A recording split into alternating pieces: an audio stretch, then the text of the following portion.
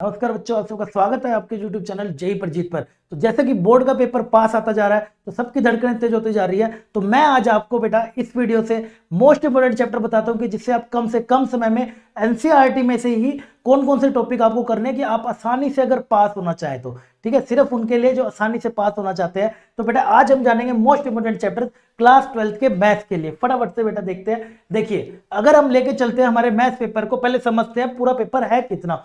80 marks का paper आता है। तो अगर आप 20 मार्क्स भी अगर आपके जो एक्स्ट्रा वाले हैं, इंटरनल वाले हैं, उसमें से अगर आप 10 नंबर भी लेके आ जाते हैं और इसके आप ले लीजिए 40% पेपर, ठीक है, मैं सबसे सेफ साइड लेके चल रहा हूं, एटलीस्ट 40।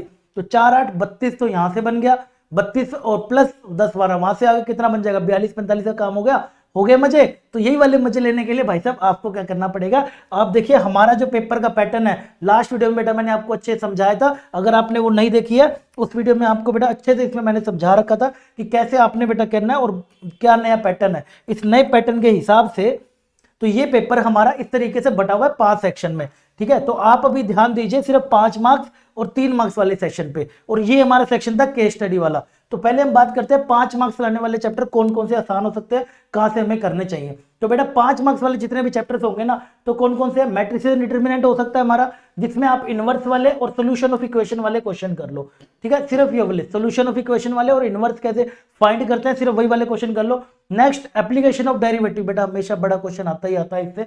तो भाई साहब एक्सरसाइज 6.5 कह रहा हूं, सिर्फ एक्सरसाइज 6.5 और मिसलेनियस में कौन से वाले, वो स्ट्रक्चर वाले जो क्वेश्चन है ना, पूरे बड़े बड़े से जिसमें शेप बनानी होती है, वो वाले टाइप के क्वेश्चन आप कर लीजिए। वो वाले क्वेश्चन आने के बहुत ज्यादा चांसेस होते हैं क्योंकि उसके अंदर सबसे ज्यादा एओडी हमारा लगता है। इसी के बाद आगे बढ़ते हैं एप्लीकेशन ऑफ इंटीग्रल पर। तो जो एप्लीकेशन ऑफ इंटीग्रेशन की जब हम बात करेंगे तो इसमें आपको चैप्टर नंबर 8 की छोटी सी 2 एक्सरसाइज है, 8.1 और 8.2, बस इन दोनों को कर लो, काम आपका खत्म हो जाएगा। सिर्फ इन्हीं दो के ऊपर आपका एक क्वेश्चन यहां से बनता ही बनता है हर बारी।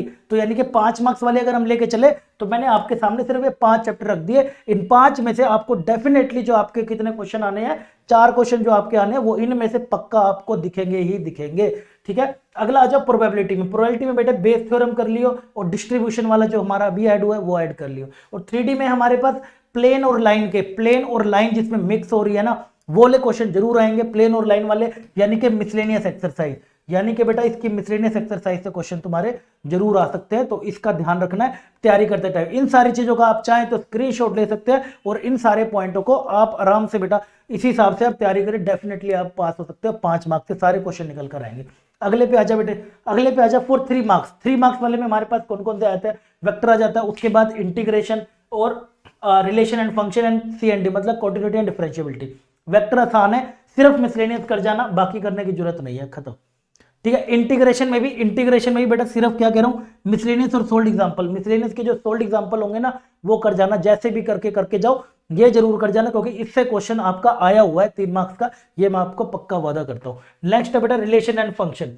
रिलेशन एंड फंक्शन में सिर्फ एनसीईआरटी की एक्सरसाइज कर लो, बाकी करने की जरूरत नहीं है। जो बाकी का करना है ना वो मैंने लास्ट वीडियो में बताया था, जो मैंने आपको शुरू में दिखाई वही करना, और ज्यादा करने की जरूरत नहीं है। और कंटिन्यूटी डिफरेंशिएबिलिटी बहुत ही आसान चैप्टर है, इससे रिलेटेड सारी वीडियोस मैं बेटा चैनल पर भी डाल चुका हूं, अगर नहीं आता तो वहां से भी पढ़ लेना।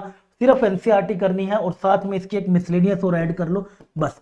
ये अगर आप बेटा आसानी से आप इतना भी करके चले जाओगे ना, इससे बेनिफिट क्या होगा, अगर आप इतना कर लेते हो ना, इतना करने के बाद आपके जो बेटा ई सेक्शन है, ई सेक्शन में जो केस स्टडी वाले क्वेश्चन है, जो केस स्टडी वाले क्वेश्चन है वो भी बेटा जो तुम्हारे 4 मार्क्स के ईच है, जो बेटा 4 मार्क्स ईच वाले जो आपके क्वेश्चन है, वो भी आपके बच्चे इस 5 वाले में से ही बनेंगे। या तो वो बेटा आपके बनेंगे किधर से, एओडी वाले सेक्शन से बन सकते हैं, या तो प्रोबेबिलिटी वाले से बन सकते हैं, या वो आपके 3D ज्योमेट्री वाले सेक्शन से बन सकते हैं। तो अगर आप ये प्रिपेयर कर सकते हो तो वहां भी जा सकते हैं, यानी कि इन चैप्टर्स को करने से आप बहुत ही ज्यादा सेफ साइड पर आ सकते हो पेपर को पार करने के लिए। सिर्फ इन पॉइंट्स को आप कर लो, नोट कर लो, इन पॉइंट को आप करके जाना, आसानी से आपका पेपर निकलेगा, कोई नहीं रोक सकता। और जो हमारे सेक्शन है, अगर मैं बेटा और अपने सेक्शन की बात करूं, ए बी और ई सेक्शन की एग्जैक्ट कैसे तैयारी करनी है बेटा, आपको मैंने वीडियो पहले ही ला के दे दी है, वहां जाके आप चैनल पर देख सकते हो, वहां से आपको पूरी की पूरी डिटेल इससे रिलेटेड समझ आ जाएगी, ठीक है। तो ये इंपॉर्टेंट बात हमने बेटा डिस्कस करनी थी। तो आई होप आपको ये समझ आ गए होंगे कौन से वाले इंपॉर्टेंट चैप्टर्स हमारे काम के हैं।